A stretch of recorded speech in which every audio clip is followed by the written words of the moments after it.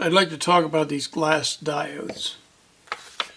Small glass diodes are D6 through D10. 6 of them are actually marked 1N 4148. They may be marked 4148, but the diodes that came in my kit were actually marked 1N 4148. 2 of the small glass diodes are 5.1 volt Zeners. You really have to read with a magnifying glass, but they are marked 5V1. So that takes care of these 6.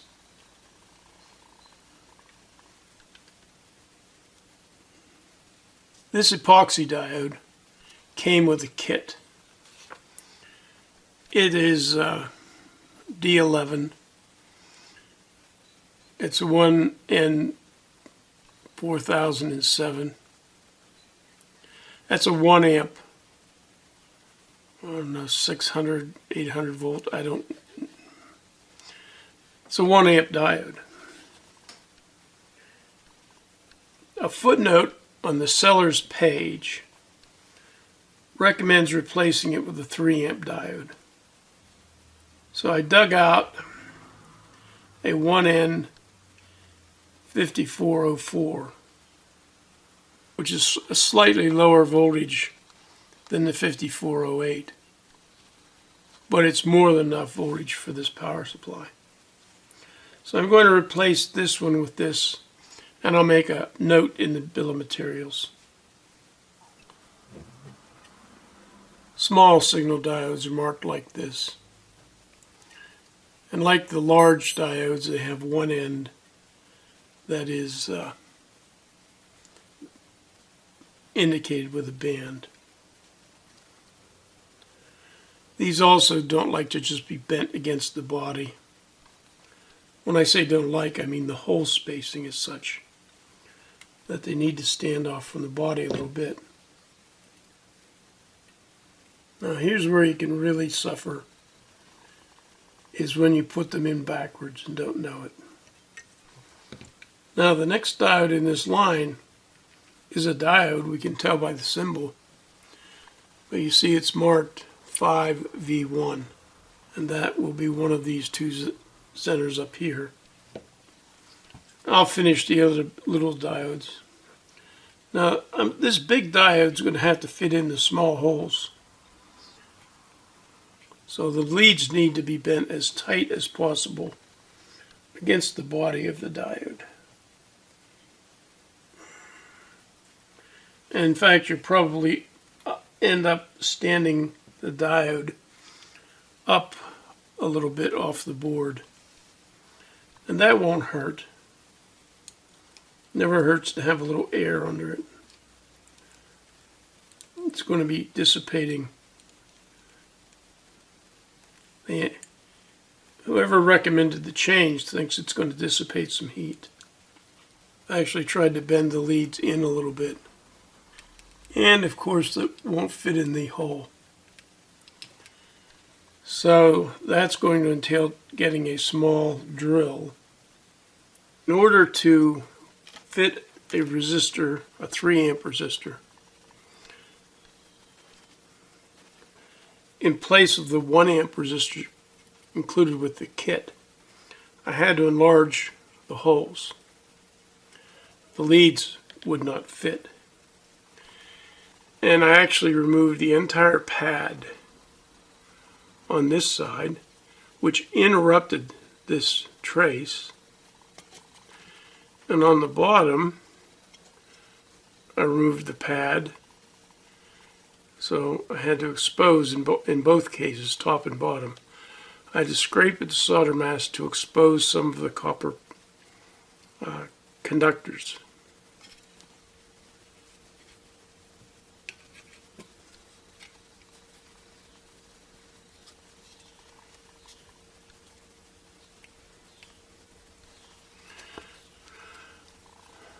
So that's it.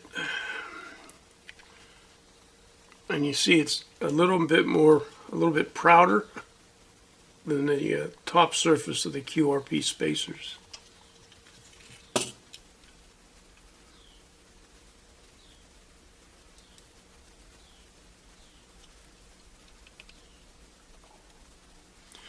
I think if I had to do this over, I would not replace this smaller 1 amp diode with a 3 amp diode. That was pretty devastating to the circuit board. Now when you're soldering these big thick leads, it might be good to just cut the lead off, because the exposed lead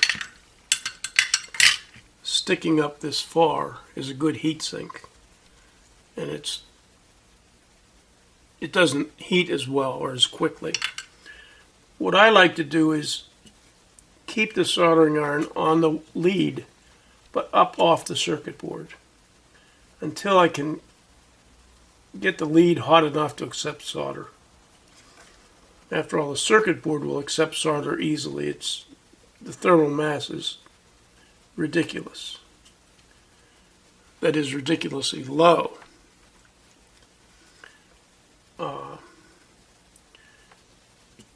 But the thermal mass of this wire is fairly large. So I like to heat the wire first and then move down to the actual circuit board. And there we go. I don't do that with these little tiny leads. I normally put the iron tight against the circuit board and the lead, add a dab of solder, everything tins itself quite well. But the thermal mass of these little leads is very small. Well, we have these small ceramic capacitors. They're marked with a number, for example 331, and that they match this marking on the board.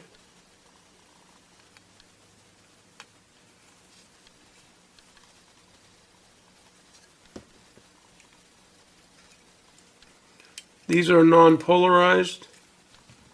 They can be installed either way, but I like to be able to read the value. This is a 224.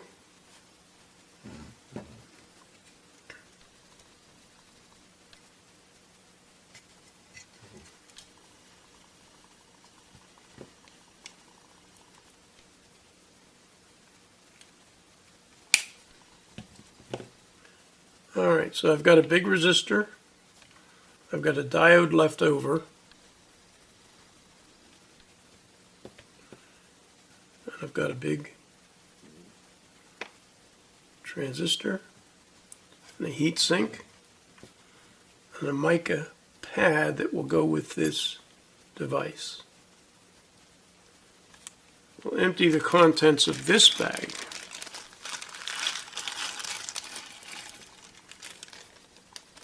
I'm going to mount the red LED remotely, so I'll leave it in the bag.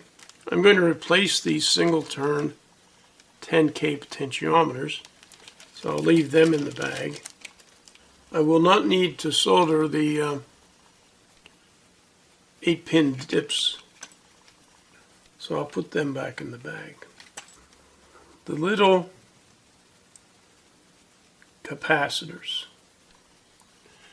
These are polarized capacitors. The negative side is marked and the positive side is not marked, but it has a longer lead. So trust this marking first and the longer lead second. Of course, the board is also polarized. You see the white hash lines. And note that the solder pad is square on the positive side, round on the negative side.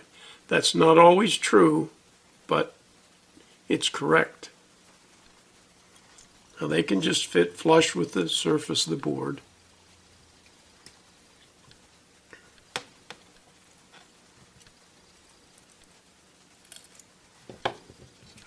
these two in here and here.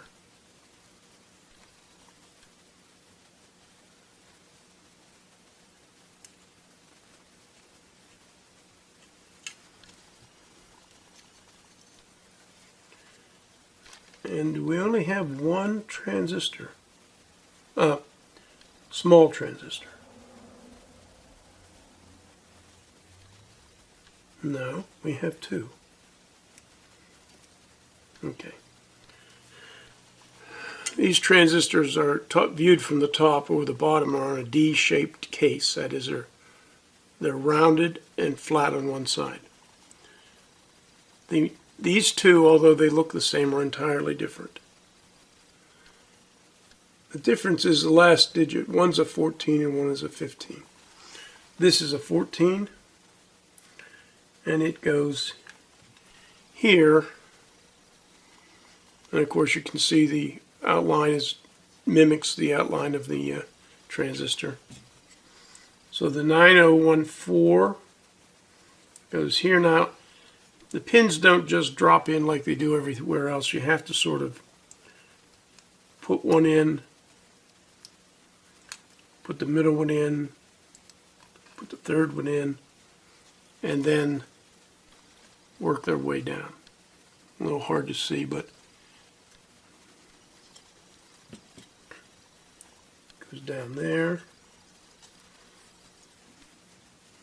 Just bend the outer two leads on the transistor. This second small transistor is the one with the 5. 9015. Filter capacitors they interrupt the firmness. You know. That's why I put the least tall installed components in first. We are down to some 3-terminal devices. Now this device is a 2SD 882. The intention was that it be mounted to a heatsink and secured with a screw. Now, the screw, heatsink, and device are included in the kit. And although it's just a direct connection, I like to put a little bit of thermal paste on. I'm going to put the thermal paste just on the back of the device.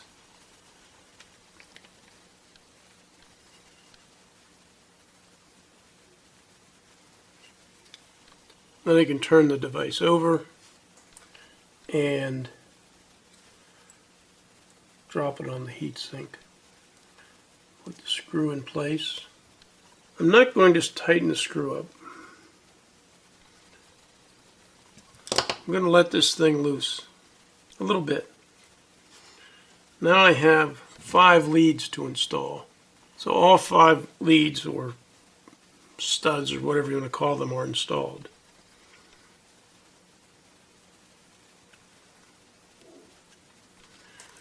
The screw's still loose. I'm going to turn it over. First thing I'll do is solder one of the heatsink studs. Now, that's like taking a bucket and trying to empty the ocean. A heatsink, by definition, will soak up a lot of heat. So again, I'll stay above the board. I'll heat the terminal, or the stud, and then I'll go down to the board. I'll let it set, and then I'll turn it over and see how tightly I managed to keep the heatsink against the board, and it's nice. So I will do the other one the same way. Now I'm going to secure it with a screw.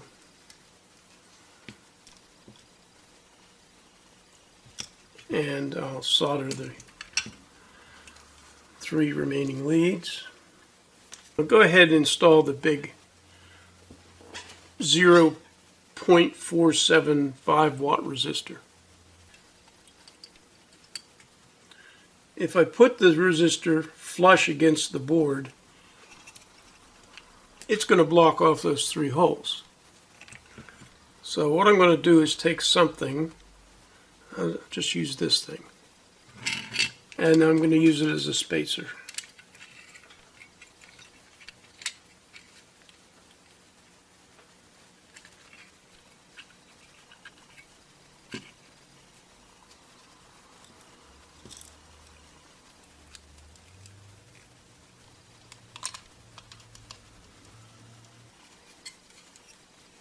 So there it is, nicely spaced.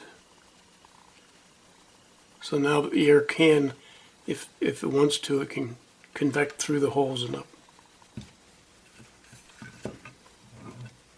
This is a 7824, which is a 3-terminal 24-volt output regulator. And it would install here like this.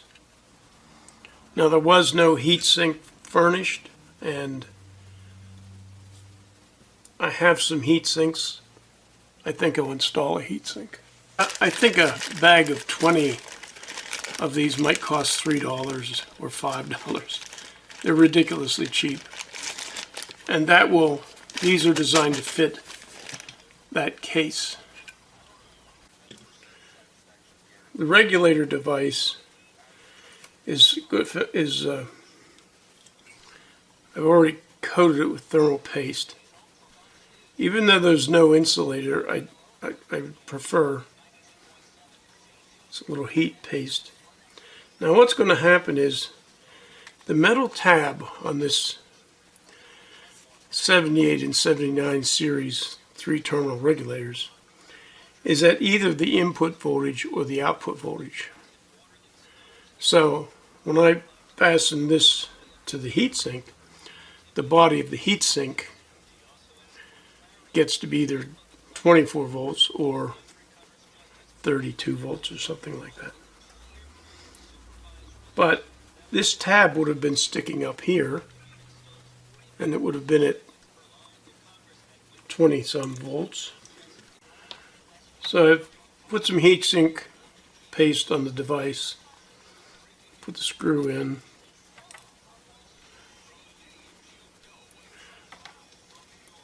I like these Allen drivers. I don't like the fact that they're ball head, which means that I can attack from any angle, but they also can't create any angle. They don't move the screw. This heat sink can be tightened because the sink's not going to be fastened to the board. This heat sink is entirely optional. And I'm not going to place a heat sink here. I don't have one to fit. This device is supposed to be mounted here. The heat sink's supposed to be put here, in which case there'd be just enough room to slide some sort of a piece of paper or mica insulator down between these 2 heat sinks, because they no doubt will end up at different potentials. But I'm not going to mount the heatsink here, so that's not a worry. Well, we're down to, we have a potentiometer, I guess.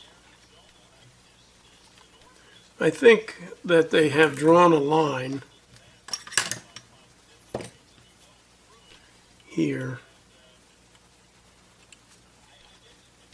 The potentiometer itself is a 3-terminal device,